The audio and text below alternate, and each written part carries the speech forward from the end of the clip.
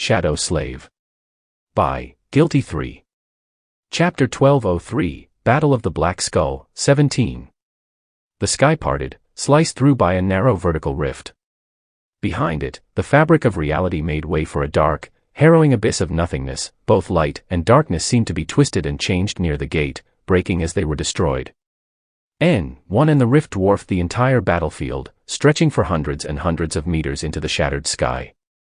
The abandoned outpost, and the black fissure of the nightmare gate that led to the vicinity of the Black Skull, looked tiny and insignificant in front of it. An invisible shockwave rolled outward from the point where the gargantuan rift touched the ground, exerting an almost irresistible force. Sonny braced himself, but still staggered as the wave passed through him, barely managing to stay on his feet.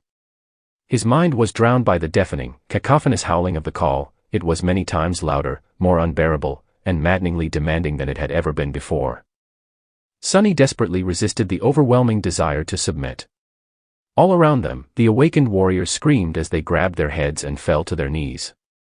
Their eyes were wide open, but unseeing. Some were bleeding, and some seemed to be crawling toward the gate. Some were thrown to the ground by the shockwave. The invisible force made no distinction between those serving valor and those serving song. They were all the same in the face of the harrowing rift. Mundane humans, if any had come to witness this battle, would have been outright killed by the pressure of the gate. Sonny staggered back and looked up at it in terror. His lips moved. 4. It's a Category 4 nightmare gate.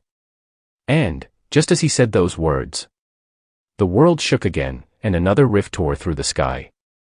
The world convulsed, and one more sliced the fabric of reality apart. Like 3 dark pillars holding up the heavens, or 3 vile spears cruelly thrust into the flesh of the world, 3 colossal nightmare gates surrounded the battlefield, cutting out all paths of retreat. Not that there was a way to escape them. The 3 armies, the valiant warriors of Clan Valor, the fearless soldiers of Clan Song, and those awakened of the evacuation army that had come as escorts of Saint Cor, were trapped between the abhorrent black rifts. And then, something vast moved in the abyssal darkness of the first gate. Those who had enough presence of mind left to see witnessed something shift within the nightmare gate. A moment later, giant fingers suddenly pushed from it into the waking world, each as large as a tower. There were dozens of them, all dark and strangely human-like, with black, broken fingernails and torn, calloused skin. The fingers felt around blindly, then grabbed the edges of the vertical rift and strained, as if trying to pull it wider. The most horrifying part of it all was that they succeeded. The world trembled, and a net of black cracks seemed to spread through the sky. Then, the gaping wound of the nightmare gate was torn open, and a seething mass of the same dark flesh flowed out of it like an appalling avalanche.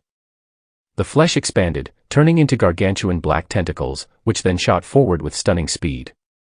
Sonny took a step back. His eyes widened. Somewhere far away from him, on the opposite side of the battlefield, the towering tortoise echo was ripped apart with a single swing of a black tentacle. The awakened sheltered in the stone fort on its carapace were thrown into the air, and the transcendent creature instantly exploded into a whirlwind of sparks. Someplace else, the tentacles reached the massive figure of the titanic worm.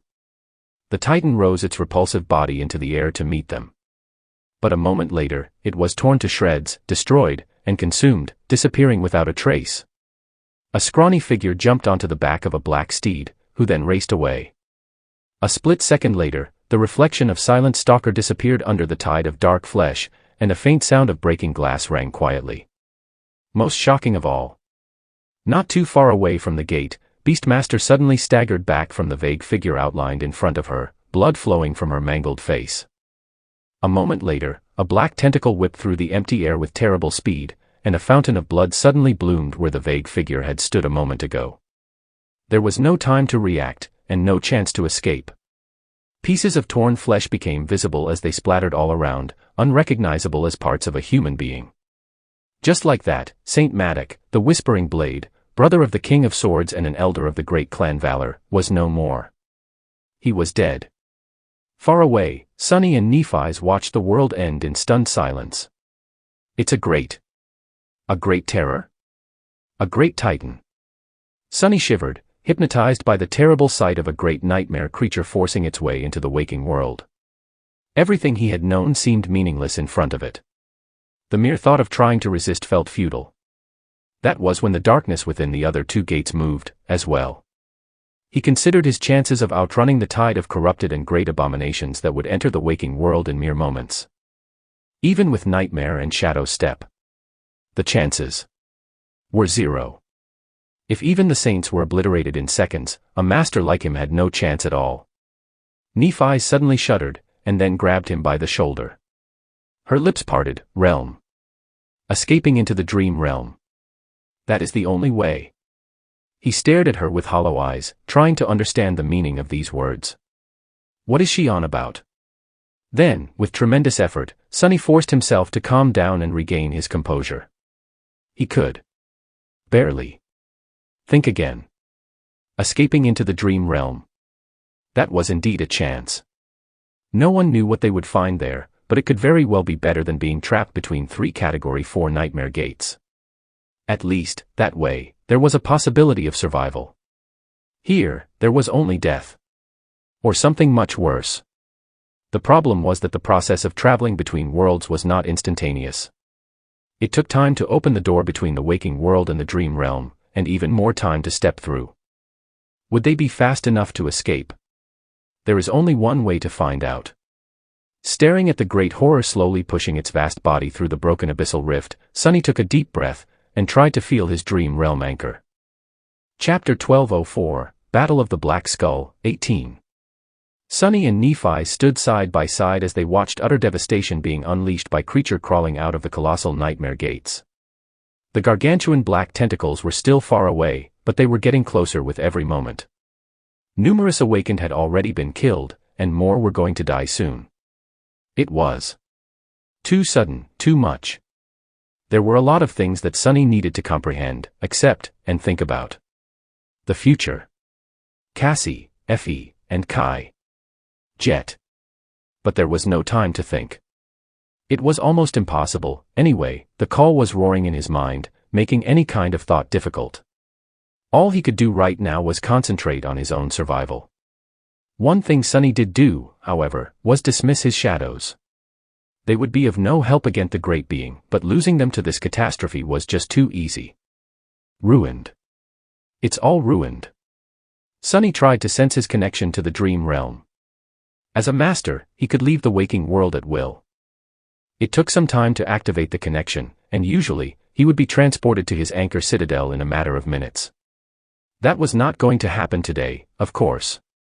Being in close proximity to a nightmare gate disturbed the anchor, so entering the dream realm near them meant being pulled by the call and entering the area surrounding the seed instead. Currently, Sonny was in the area of effect of 4 different nightmare gates. He didn't even know which seed he would be pulled to, but anything was better than remaining on the desolate plain that was going to be flooded with indescribably powerful abominations very soon. Hurry, hurry, hurry. In front of him, a scene out of a nightmare was playing out. No one on the battlefield was strong enough to resist the being unleashed by the nightmare gate. All they could do was try to run, fail, and die. Those who succumbed to the call could not even run. Scores of awakened, echoes, and enthralled abominations were all being torn apart and pulverized. The seething mass of dark flesh, meanwhile, continued to squeeze itself through the gate. The black fingers continued to hold the rift apart, but there was also a gargantuan hand that had emerged from the abyssal nothingness entirely, plunging down to grab a fistful of screaming humans.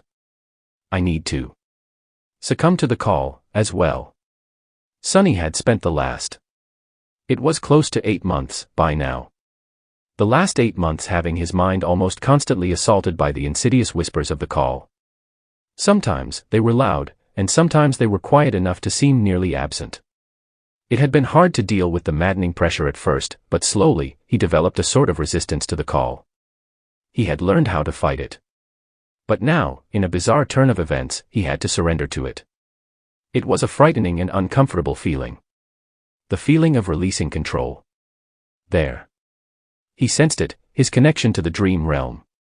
Strange and distorted, it was still there. In fact, it was much stronger than before. The whispers of the call grew even more deafening, screaming, demanding for him to make use of it. Feeling a strange ecstasy and an immense sense of relief flood his mind, Sonny submitted to their will. Concentrating, he pulled on the connection, and felt the border between the two worlds becoming weaker and more ethereal. Before, it had been like an impregnable wall, but now, it was more akin to fog. And he was slowly entering that fog. It was as though something was pulling him from the other side. Or maybe expelling him from this one. And that was it. That was all he could do. Now, Sonny just had to hold on to that feeling and hope that he would leave the waking world before the great and terrible being entering it squashed him like one would a bug. The 3 colossal gates stretched into the broken sky like festering wounds. The dark tentacles were rampaging on the battlefield, some whipped around, obliterating the armies of the great clans, some plunged into the soil and grew taut, pulling more and more of the great abomination into the waking world. Sonny and Nephi stood motionless amidst the harrowing destruction. They did not try to run or search for shelter. There was nowhere to run, anyway, and no shelter to be found. The spot where they had fought Direfong was as good as any other. It was all up to chance now. Turning away from the black tentacles that were getting closer and closer, they looked at each other. Sonny felt the ground under his feet quake, the tremors growing stronger and stronger. It was as though something was approaching them, shaking the world with each heavy step. He didn't even look to see what was appearing from the other 2 gates. Instead, he just looked at Nephi's. She was pale and weakened, but seemed calm. She always seemed calm, even when she wasn't. After a few moments, Sonny opened his mouth, which was suddenly excruciatingly dry, and said, "I'll see you on the other side." Nephi's looked back at him, something grotesque and lumbering reflecting in her striking gray eyes. She nodded. Yes, N01, and then, she hesitated for a second, and took a deep breath. "Sonny. I need to tell you something." He gritted his teeth, suddenly frightened that what she was going to say would sound like a farewell. Nevertheless, he forced himself to ask, "What?" Neph lingered for a bit. Then, as the ground under them trembled violently, she suddenly looked away. What she said next was entirely unexpected. "The projector. Back in your house. It didn't really explode by itself." I lied. "Actually, I broke it. So. I'm really sorry." Sonny stared at her in disbelief. His mind short-circuited for a moment. How is her tone so? What? He blinked, and then scoffed. Why the hell? However, he did not finish the sentence. Suddenly, the world disappeared, and Sonny saw, or rather, perceived, a boundless void. It was the familiar, empty void between dream and reality. A moment later, he was suddenly blinded by bright sunlight, and assaulted by unbearable heat. Falling on something soft and scorching, Sonny rolled and frantically tried to sense the surrounding space through the shadows. The battle was now behind him. He had reached the nightmare desert.